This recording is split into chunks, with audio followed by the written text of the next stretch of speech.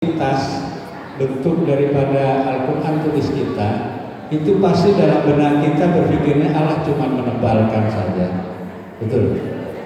Cuma menebalkan saja. Apakah orang menulis tebalkan ayat-ayat Quran itu berdampak terhadap karakter seseorang?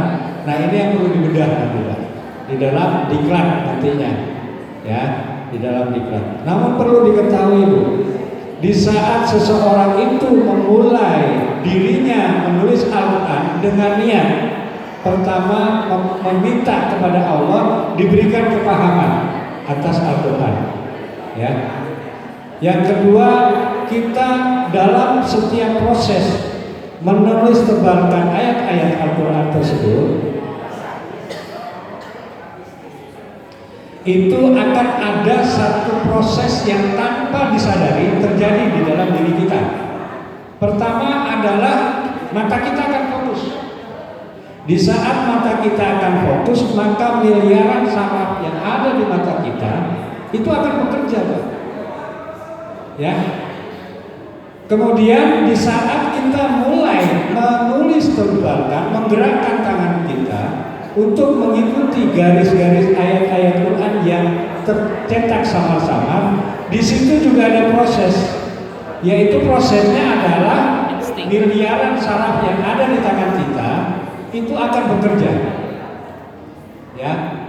Dan mohon maaf Pak, sekalipun itu menulis tebalkan, itu akan terlihat Pak, bahwa tidak setiap orang itu mampu, ya, dengan persis nanti mengikuti garis. Karena ini dilakukan tidak hanya sekali, harus berulang kali. Nah, pada saat kemudian tangan sudah bekerja menulis, kita mata, tangan sudah menulis, apa yang terjadi Pak? Bisa kita membaca nggak Pak? Bisa kita membaca? Di saat itulah, ya, miliaran saraf yang ada di dalam lisan kita akan bekerja. Setelah itu, artinya orang menulis sudah pasti membaca, betul Pak? Tapi kalau orang membaca, dia sudah pasti menulis belum? Belum. Nah, inilah yang membedakan metode kami dengan, ataupun yang melengkapi, ya, bukan kami membedakan, yang melengkapi daripada metode yang sudah ada, yaitu metode Iqra. Kemudian setelah saraf mata, tangan, kemudian lisan, apa yang terjadi dengan otak kita, Pak? Dia akan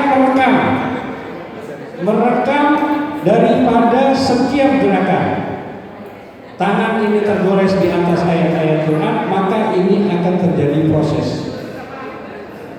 Dalam proses merekam, seorang yang terbiasa menulis dengan tidak terbiasa menulis akan apa yang disimpannya itu lebih permanen. Ada yang pernah ya, kalau usia seperti saya dan seumuran saya pasti pernah dulu yang namanya di sekolah itu ada tulis tebal, ya, tulis halus Pak, menulis halus, ya kan. Nah, itu kan sebuah proses untuk terbiasa menulis. Namun kebiasaan menulis ini sekarang sudah hilang. Betul ya Pak ya? Padahal yang namanya menulis itu adalah kebiasaan orang-orang terdahulu Pak. Para ulama-ulama terdahulu sebelum ada percetakan, itu untuk memiliki Quran itu dengan cara apa mereka? Pasti menulis. Dengan proses menulis pastinya akan ada ilmu yang diberikan oleh Allah kepada diri kita, sehingga pada saat itu muncullah ilmuwan ya, ilmuwan Islam.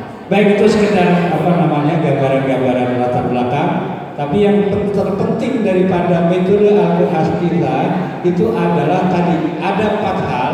Yang pertama adalah pada saat kita sebelum membuka Al-Quran, maka kita memohon kepada Allah, meminta kepada Allah untuk diberikan kemudahan dan kepahaman untuk nanti mengamalkan Al-Quran. Yang kedua adalah pada saat kita proses mulai menulis tebakan, maka mata kita akan fokus. Pada saat fokus itulah kemudian miliaran saraf yang ada di mata kita akan bekerja.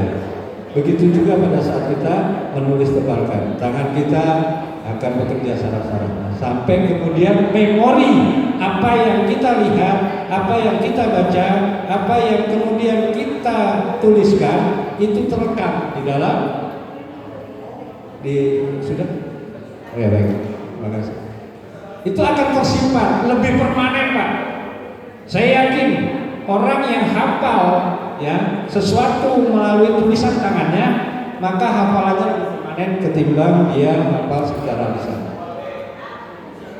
Ada yang kurang yakin, Pak? Ada yang kurang yakin, Pak? Yakin ya? Sawah.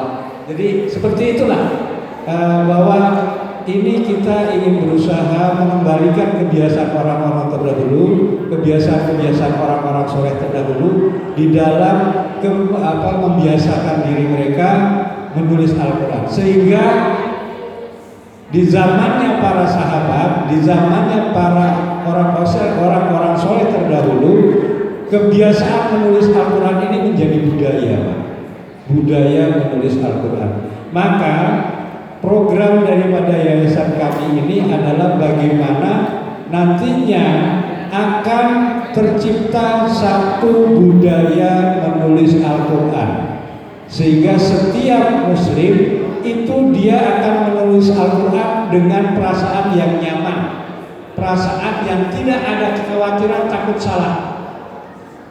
Karena tidak ada alasan seseorang untuk belajar membiasakan diri menulis Al-Quran tulis kita ini bilang nggak bisa, nggak mungkin nggak bisa. Hanya tinggal bagaimana kita niatnya istiqomah. Karena sesuatu yang dilakukan secara repetitif berulang-ulang, maka inilah yang akan menjadi proses pembentukan. Karakter itu dibentuk tidak bisa sekali. Ya. Karakter seseorang itu tidak bisa dibentuk hanya sekali. Dia akan terbentuk dari sebuah kebiasaan.